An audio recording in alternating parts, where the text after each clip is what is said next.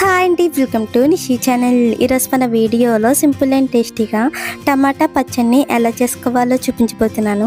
ఇలా చేసుకున్న పచ్చడి రైస్లోకైనా టిఫిన్స్లోకైనా సరే చాలా రుచిగా ఉంటుంది. అలాగే వంట చేసే టైం లేనప్పుడు కూడా చాలా సింపుల్గా త్వరగా చేసుకోవచ్చు. మరి ఆలస్యం చేయకుండా సింపుల్ అండ్ టేస్టీగా టమాటా పచ్చడిని ఎలా చేసుకోవాలో చూద్దాం.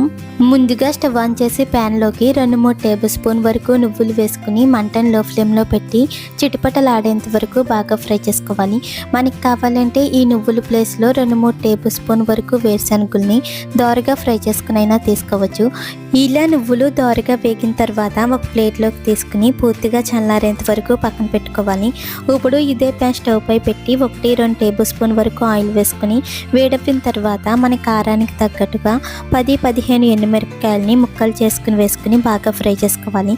అలాగే ఫ్రై చేసేటప్పుడే 1 టేబుల్ స్పూన్ వరకు ధనియాలు, 2 రెమ్మల వరకు కరివేపాకును కూడా వేసుకుని బాగా ఫ్రై చేసుకోవాలి.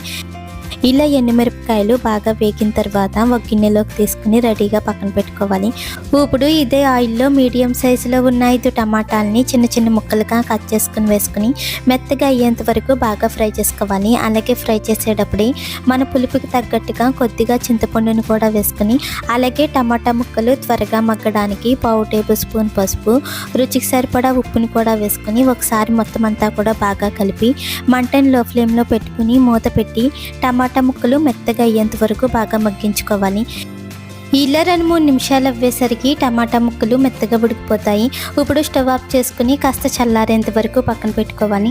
ఇది చల్లారేలోగా మరొక పక్కన మిక్సీ గిన్నె తీసుకుని మనం ముందుగా వేపుకున్న నువ్వుల్ని వేసుకుని వీలైనంత మెత్తని పొడిలా గ్రైండ్ చేసుకుని తీసుకోవాలి.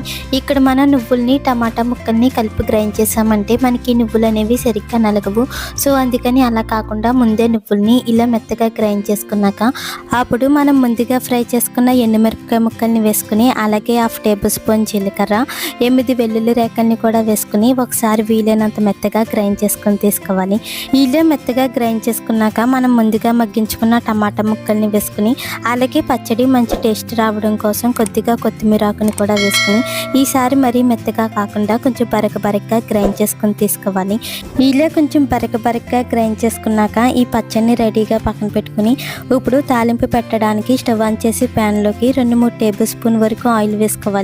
ఆయిల్ కొంచెం వేడెక్కిన తర్వాత 1 టేబుల్ స్పూన్ వరకు పచ్చిశనగపప్పు, 1 టేబుల్ స్పూన్ మినపప్పు, 1/2 టేబుల్ స్పూన్ ఆవాలు, 1/2 టేబుల్ స్పూన్ జీలకర్ర వేసుకుని అలాగే 2 ఎండుమిరపకాయలని ముక్కలు చేసుకుని వేసుకుని 2 రెమ్మల వరకు కరివేపాకు కూడా వేసుకుని మంటను లో ఫ్లేమ్లో పెట్టి దోరగా ఫ్రై చేసుకోవాలి. ఇలా తాలింపు దోరగా వేగిన తర్వాత మనం ముందుగా గ్రైండ్ చేసుకున్న పచ్చడిని వేసుకుని ఒకసారి బాగా కలిపి స్టవ్ ఆఫ్ చేసుకోవాలి. అంతే, సూపర్ టేస్టీగా టమాటా పచ్చడి అయితే రెడీ అయిపోయింది. ఇలా మనం చేసుకున్న పచ్చడి రైస్లోకైనా టిఫిన్స్లోకైనా సరే చాలా రుచిగా ఉంటుంది.